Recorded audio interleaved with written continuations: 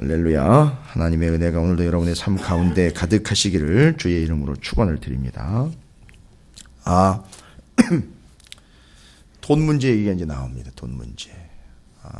22장 1절부터 14절까지는 권세라는 그 한 큰 테마에서 혼인잔치 비유로 넘어가면서 그 권세에 복종한 자들과 권세에 복종하지 아니한 자들의 차이를 그 잔치집에서 들어갈 수 있는 자격이 있느냐 없느냐. 그래서 이제 결론적으로 이야기할 때 바깥 어두운데 손이 꽁꽁 묶인 채로 내던져짐을 당하고 거기서 슬피 울며 이를 가는 모습. 여러분 그 모습이 뭐냐? 바로 지옥의 모습이라고 제가 말씀을 드렸어요. 진멸당하고 불타는 모습.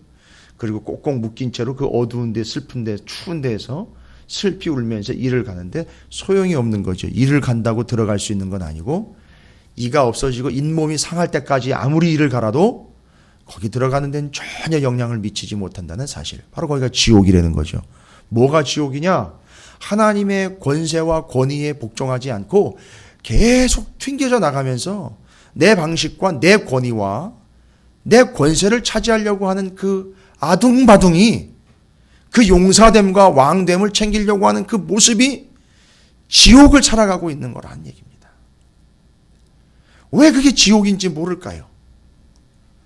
하나님의 권세를 받아들여 하나님의 권세에 복종하는 것이 구원이라는 걸 왜 모르고 왜 자기 권세, 자기 의견, 자기 생각, 자기 뜻이 관철되지 않으면 왜 아니다라고 오히려 악을 바락바락 쓰면서 자기 안에 용사됨과 왕에게 계속 공격을 당하고 있는 것일까요? 예, 미안한 얘기지만 그 사람은 이미 지옥에 있기 때문에 그렇습니다. 얼마나 힘들까요? 어제도 얘기했지만 바울이 그 가시체를 뒷발질하며 살아가는 게 얼마나 힘들겠습니까? 그 권세를 거부하면서 그 하나님의 권위를 거부하면서 살아가는 게 바로 가시체예요. 찔리는 가시를 계속 발로 치면서 자기 발이 상하는 건지도 모르고 계속해서 거기에 넘어가고 있는 모습, 모양새라는 거죠. 여러분 그게 지옥이에요. 그게 반복이 되고 있습니다. 이렇게 우리가 스스로 신앙생활하는 걸 봐도 그렇습니다. 예전에 전해 내려오던 그런 이야기죠. 저 북극에서 늑대를 잡는 방법. 날카로운 칼에다가 짐승의 피를 묻혀놓으면 이 늑대가 와가지고 추운 겨울에 그 피를 핥아먹느라고 칼을 핥죠? 그럼 자기 혀에서 자기 표가 계속 나옵니다. 그럼 그게 지 피인지도 모르고 계속 핥아먹고 있는 거예요.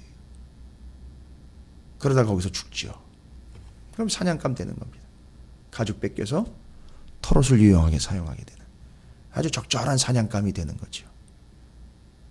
여러분 우리가 혹시 그러고 있는 건 아닌지 모르겠어요. 계속해서 가시체를 뒷발질하고 있고 계속해서 하나님의 권위와 권세를 묵사발을 만들면서 내 권세와 내 권위만을 챙기고 있고 심지어는요 교회 안에서 내 권익을 챙기고 있고요. 내 목소리를 챙기고 있는 건 아닌지 좀 돌아봐야 됩니다. 여러분 그게 바로 그 날카로운 칼에 묻은 피를 핥다가 자기 피를 계속 핥다 먹다가 죽게 되는 그런 비참한 늑대의 신세가 되는 건 아닌지 저는 심히 두렵고 떨립니다. 그래서 그건 아니라고요. 그건 아니라고 외치는데 어떻게 점잖은 소리로 외칠 수가 있겠습니까? 어떻게 그렇게 타협적인 목소리로 외칠 수가 있을까요? 어떻게 그걸 설득적인 목소리라고 이야기하면서 온갖 감언 이설과 함께 세상적인 이야기를 빗대어 들면서 설명을 한다고 알아들을 수 있을까요? 이미 핥아 먹었는데요. 여러분 사람에게 무서운 건 뭔가 보니까 드디어 올 것이 왔어요. 이 바리새인과요. 오늘 본문의 말씀은 서기관과 바리새인의 제사장들이 아니라 한 부류가 더 가세를 합니다. 누구냐 하면 이 16절에 헤롯 당원들이 추가가 돼요. 이게 늑대 새끼들도 아니고 예수님 하나 잡아 넘어뜨리려고 바리새인 사두개인도 안 돼, 제사장도 안 돼, 서기관도 안 돼, 헤롯 당원들까지 추가가 됩니다. 근데 여러분 바리새인과 헤롯 당원 전혀 어울리지 않는 존재들이거든요. 헤롯 당원은요. 그 당시 헤롯 왕을 섬기고 숭배하고 숭앙하는 그를 정치적으로 돕고 그의 권세를 내세우기 위해서 그의 편에 대해서 헤롯을 적극적으로 해면해주는 헤롯 당이요. 요즘에 뭐 여러 당이 있지만 마치 그런 당처럼 권익을 옹호하기 위하여 헤롯을 옹호하기 위해 헤롯의 권위와 권세를 등에 업고 헤롯 당이다라고 아예 헤롯 당을 앞세워가지고 바리새인과 함께 주님께 나옵니다. 목적은요 15절이죠. 이에 바리새인들이 가서 어떻게 하면 예수를 말의 올무에 걸리게 할까 상의를 하고, 여러분 이게 뭐 하는 짓입니까? 그냥 건방진 짓입니까? 아니면 패역한 짓입니까? 아니요. 하나님의 권세, 주님의 권세에 도전하는 겁니다.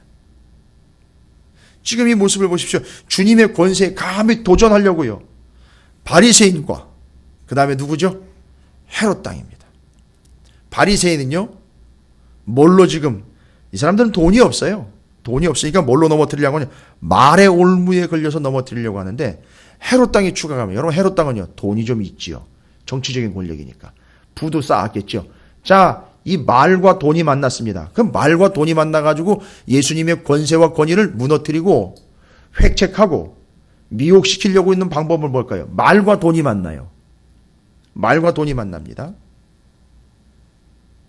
그리고 법과 돈이 만나요. 아, 그 바로 그게 뭐냐? 세금이죠. 세금이요.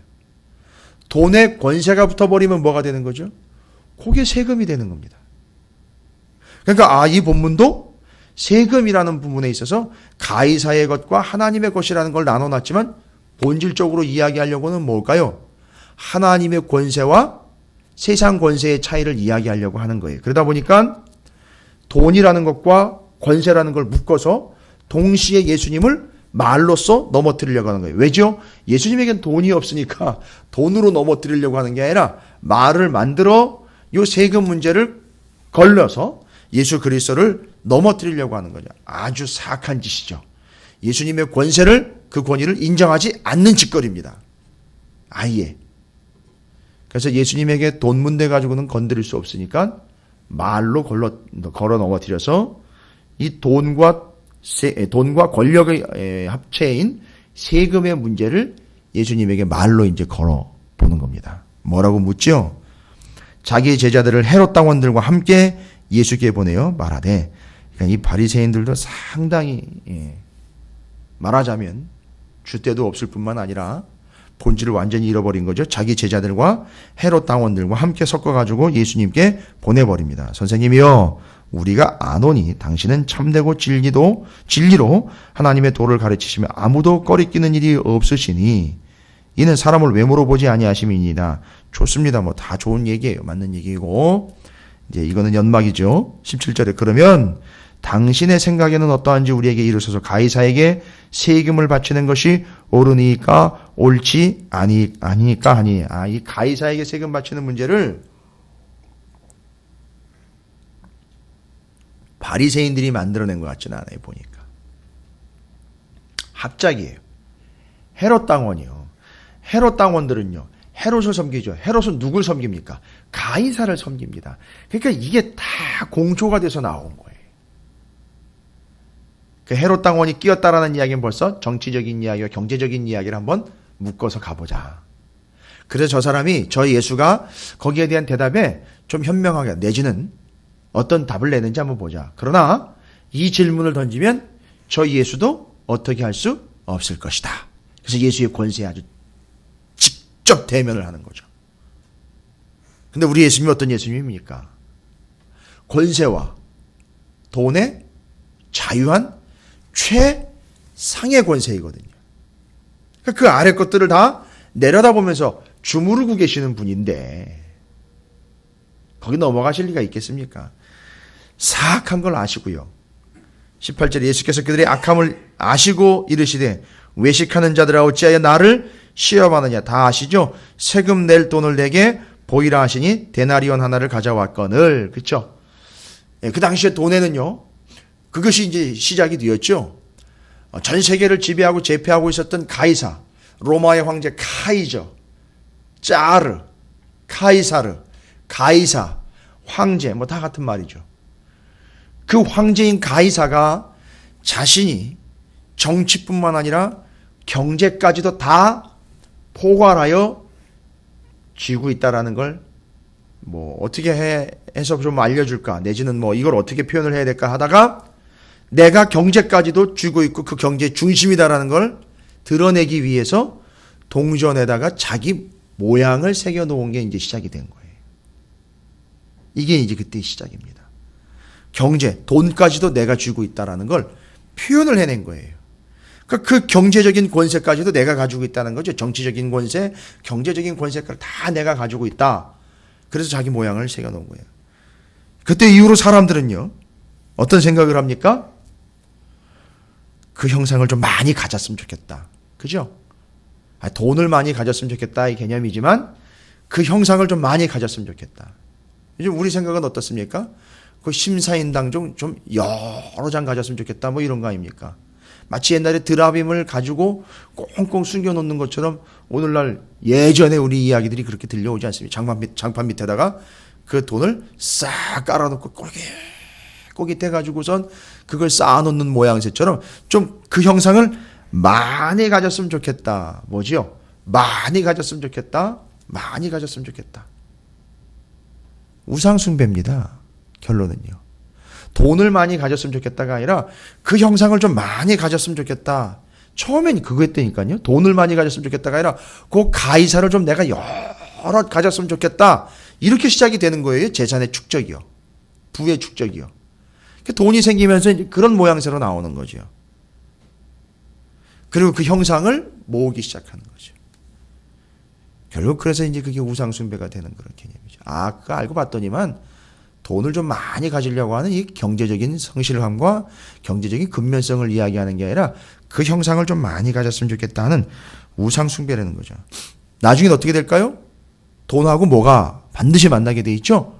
권력이 만나게 돼 있는 거죠. 어떻게 될까요? 나중엔 이걸 좀 많이 가졌으면 좋겠다라고 생각하는 사람이요. 나중에는요. 이 사람 어떻게 될까요? 그 돈에 내가 새겨졌으면 좋겠다까지 가는 거죠. 이게 우리 모습입니다. 죄송합니다. 이해하시고 들으세요. 헌금을 많이 했으면 좋겠다. 그러다 어떻게 될까요? 내가 그 우두머리가 됐으면 좋겠다. 이렇게 돼버리는 거예요. 요즘에 우리가 사사기 이야기하는 거예요. 여러분 고생 많이 하셨어요. 새벽기도 오시는 분들에게 미리 메시지를 전합니다. 사사기 하는 동안 찌르고 가르고 헤쳐내고 막 이러는 바람에 많은 분들이 참 힘들으셨을 거예요. 당연한 거예요. 여러분 그거 가지고 위로받으려고 하지 마십시오.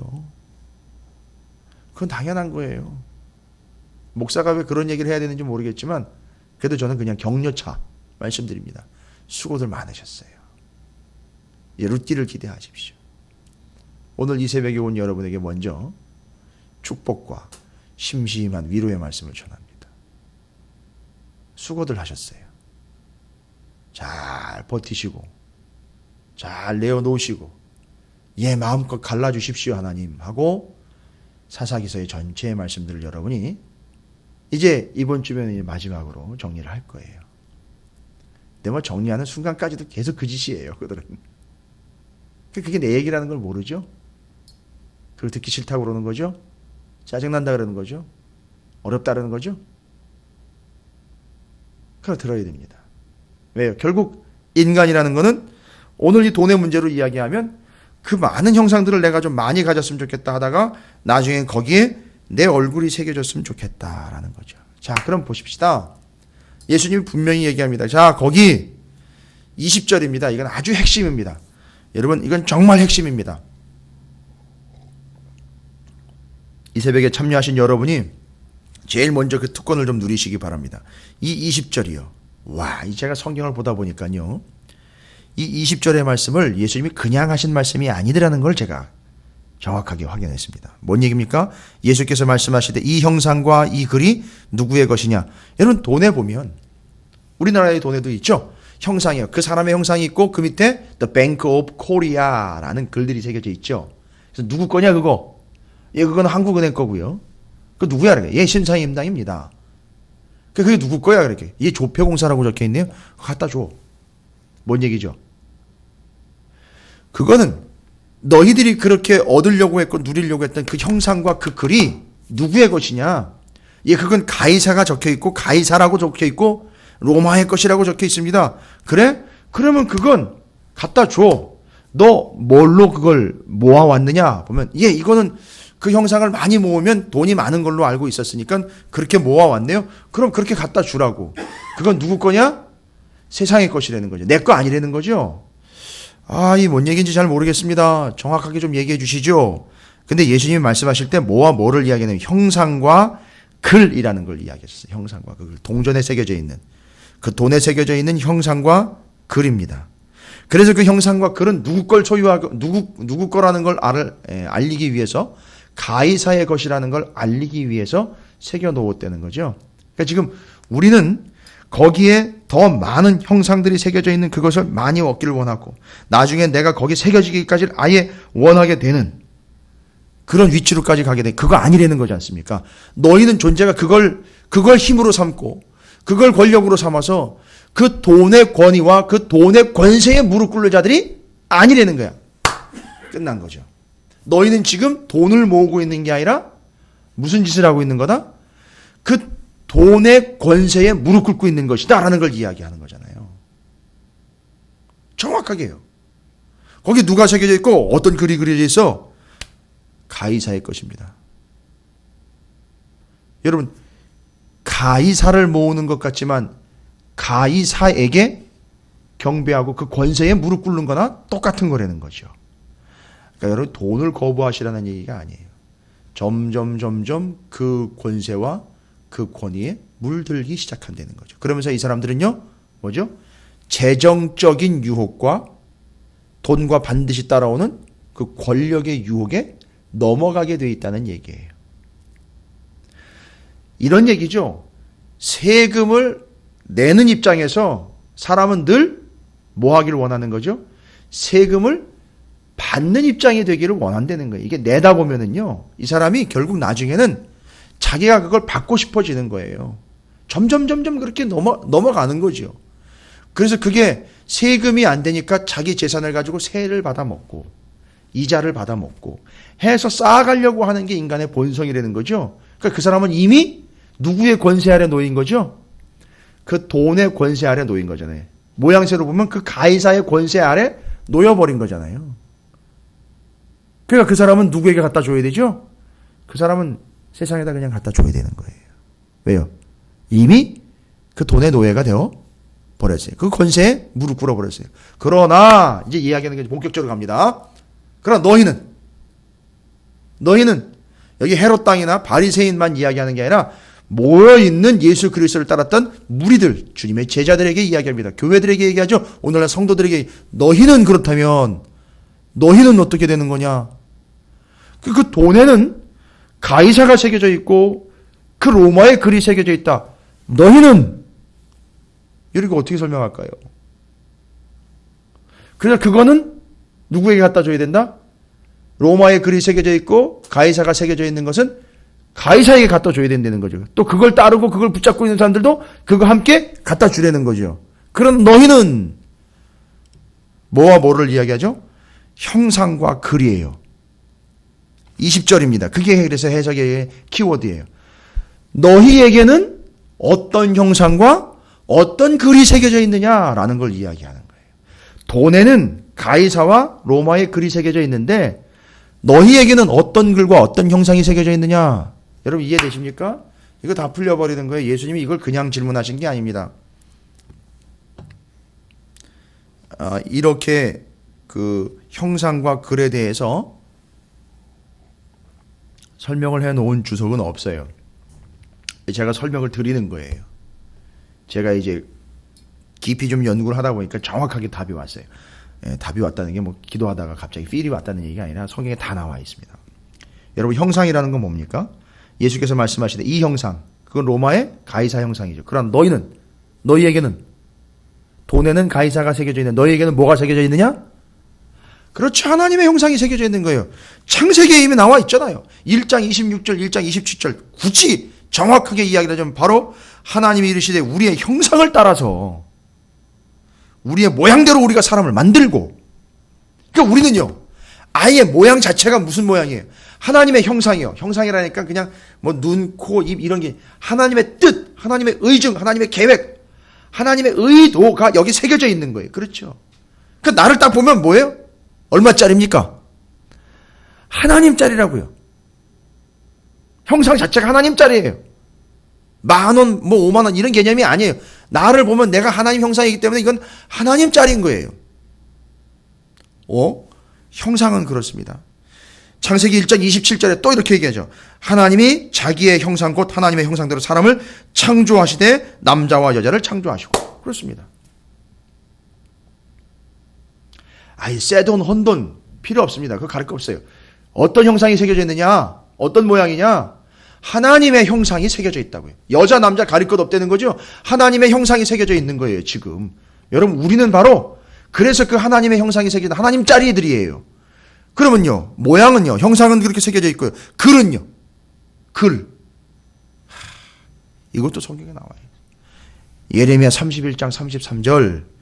그러나 그날 후에 내가 이스라엘 집과 맺은 언약은 이러하니 곧 내가 나의 법을 그들의 속에 두며 그들의 마음에 기록하여 나는 그들의 하나님이 되고 그들은 내 백성이 될 것이라 여호와의 말씀이라. 뭐가 새겨져 있다는 거죠? 하나님의 약속에 말씀이 새겨져 있다는 거예요. 그런데 오늘날 교회와 성도들이 돈에 미치고 환장을 해가지고 내게는 하나님의 형상과 하나님의 말씀이 새겨져 있는 것이 아니라 내게는 세상의 그 뱅크 오브 코리아가 새겨져 있고 내게는 세상의 그분들을 존경해야 될 분들이 아니었습니까? 돈에 새겨져 있는 분들 참 존경해야 될 분들이 그렇죠. 그런데요, 모아야 되는 수단이 되어버린 거예요. 아주 환장할 정도로. 존경해서 모으는 겁니까? 제가 지금까지 돈 모으는 사람들 이야기 들어보면 거기 기록되고 거기 새겨져 있는 그분들이 존경스러워서 돈을 모은다는 얘기는 한 번도 못 들어봤어요. 내가 많이 가져야 내가 그 정도 될 수 있으니까. 이게 착각하는 거죠. 자, 그러면요, 우리는요, 하나님의 형상이 새겨져 있고 하나님의 말씀이 새겨져 있습니다. 와, 정확하게 돈의 모양과 비교를 하자면 우리는 진짜 얼마짜리냐? 하나님짜리고 예수님짜리라는 거예요. 그러면요, 어떻게 해야 될까요? 그 가이사 새겨져 있는 것 가이사한테 갖다 줘. 그리고 너희는 그러면 누구 거라는 거죠? 하나님의 것이라는 거예요. 난 돈 안 받아. 널 바쳐. 네가 내 거라고. 널 바치라고. 네 승질머리 바치라고. 네 삶을 바치라고. 네 시간을 바치라고. 네 것을 바치라고. 너를 바치라고. 이게 뭐 하는 거라고요? 권세와 권위에 복종하는 거예요. 그걸 하나님의 권세와 권위를 인정하는 거라고요. 저는 이 새벽에 이 시간에요, 여러 핑계가 있지만 이 시간에 나와 이 짧은 시간이지만 여러분이 시간을 드리는 것도 여러분을 드리는 거라고 저는 믿습니다. 그래서 그 권세에 온전히 복종하는 거라고 저는 믿어요. 율법적인 신앙을 이야기하거나 촉구하는 게 아닙니다, 여러분. 이건 권세예요. 그 권세에 누구보다 제일 첫 시간에 복종하여 나와 드리는 거예요. 집에서 앉아가지고 방송 듣는 것도 중요하겠지만 그러나 그들과 차이는 뭡니까? 여러분은 그 권세를 인정하고 있다는 사실은 내일은 없네요. 계속해서 이어지는 이 아침의 이른 시간, 첫 시간, 이 시간이요, 그 권세 아래 나는 하나님의 형상을 가진 자고 내 안에는 하나님의 새로운 언약이 말씀이 새겨져 있는 하나님 짤입니다, 예수님 짤입니다라는 권세를 여러분이 인정하는 자리로 늘 삼으시길 바랍니다. 그래서 그게 뭐가 되죠? 그게 파워가 되는 것이고 그게 가치가 되는 거예요. 그래서 하나님이 파워가 되는 것이고 하나님이 가치가 되는 거예요. 내가 아니라 나를 통해 하나님이 파워가 되며 하나님이 가치가 되는 거예요. 그래서 우리는 하나님의 자리로 하나님께 드려질 때에 하나님의 권위와 권세는 높아지게 되는 겁니다. 내 권세와 권위가 아니라는 거예요. 죄송합니다. 어떤 핑계도 하나님의 권위와 권세 아래에 있습니다. 핑계거리가 될 수가 없어요. 이 시간은 바로 그런 시간이에요. 그래서 제가 새벽기도 나오십시오 할 수 없는 거예요. 해서도 안 되는 거예요. 왜요? 그건 목사의 권위에 순종하게 되는 거기 때문에요. 백날 얘기해봐야 소용없는 거예요. 단 단 1시간, 단 1분을 드리더라도 하나님의 권세와 권위에 순종하고 복종하여 드리는 것이 진짜 드리는 거예요. 그건 내 거다라는 게 이제 들어지는 거예요. 하나님 제 걸 드렸네요가 아니라 내 거 내가 받았다 이렇게 되는 거예요. 하나님이 그렇게 얘기하십니다. 오늘 여러분에게 하나님이 이야기하시는 소리를 들어보십니다. 여러분이 지금 드리는 이 시간이요, 여러분이 드리는 이 예물과 이 자리와 이 음성, 이 정성과 이 뜻, 이 마음이요, 하나님이 뭐라고 얘기하셨나요? 그래, 그거 내 거야, 오케이, 내 거야 하면서 하나님이 거두어 가시는 거죠. 가져가시는 거죠. 여러분 오늘의 삶이 그런 삶이 되시길 바랍니다. 아니요, 여러분의 평생이 그런 삶이 되시기를 주님의 이름으로 축원합니다. 그래서 21절과 22절이 정리가 다 됩니다. 이 본문은 아주 깔끔하게 정리가 되는 거예요. 그래서 난 세상에 돈 얘기하는 게 아니다. 난 너희들 얘기하는 거다. 너희가 그런데 어떻게 그런 너희가 내게 바쳐질 내 거가 어떻게 세상의 것에 올무가 되고 거기에 노예가 되어버리고 그 권세에 그 세금 문제에 너희가 연연하고 있느냐. 그걸 얘기하는 게 아니라 너가 내 거니까 너를 드리면 된다. 너를 내게 바치면 된다. 넌 내 거니까. 이르되 가이사의 것이니이다. 이르되 그런즉 가이사의 것은 가이사에게 하나님의 것 너는 나한테 바쳐라.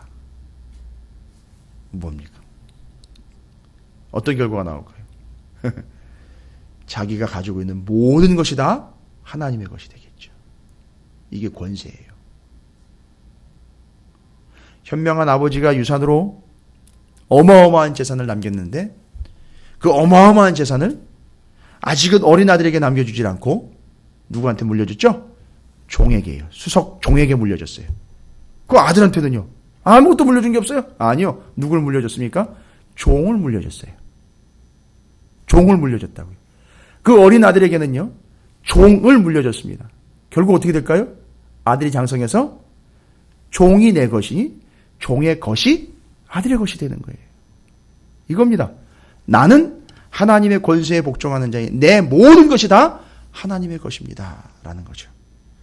여러분이 하나님의 것이라는 사실에 감격하시기 바랍니다. 그리고 여러분이 드리는 모든 것은 다 하나님의 것이라는 사실 잊지 마십시오. 내게 아닙니다. 나는요, 하나님의 형상이 새겨져 있고 하나님의 말씀이 새겨져 있는 존재예요. 행복해 하시길 바랍니다. 여러분은 하나님의 것이고 하나님의 것은 하나님께 드려야 돼요. 이 시간은 하나님 거예요. 드리는 겁니다. 그리고 예배, 기도, 모든 자세, 그 헌신의 자리, 모든 다른 거 따질 것 없습니다. 하나님의 권세에 그렇게 복종하시기를 주님의 이름으로 축원을 드립니다. 그래서 세상 권세에 눌려있는 자들은 이 말씀을 듣고 놀랍게 여겨 짜증나게 여기가 아니라 야 기가 막히다 하고 예수를 떠나가니라. 끝까지 그 권세에 복종하지 않아요. 끝까지 안 나와요. 끝까지 복종하지 않습니다. 그냥 떠나가는 거예요. 끝까지. 말씀이 선포돼도 떠나가. 시간이 맞춰줘도 떠나가는 거예요. 기회가 주어져도 떠나가는 거예요. 이렇게 떠나갑니다. 우리 인생 그렇게 떠나가는 인생 돼서는 안 될 줄로 믿습니다. 받았다면 바로 그 아래 무릎을 확 꿇어 버려야지요. 세례 요한처럼요. 여러분 잊지 마십시오. 여러분 하나님 자리 예수님 자리입니다. 하나님의 형상과 그 글이 여러분에게 새겨져 있는 귀중하고 소중한 존재입니다. 그러니 여러분이 나름대로 가치를 하려고 하지 마시고요. 여러분이 드려지는 삶이 되시기를 주님의 이름으로 축원을 드립니다. 그게 권세에 복종하는 삶입니다. 하나님이 책임져 주실 줄로 믿습니다.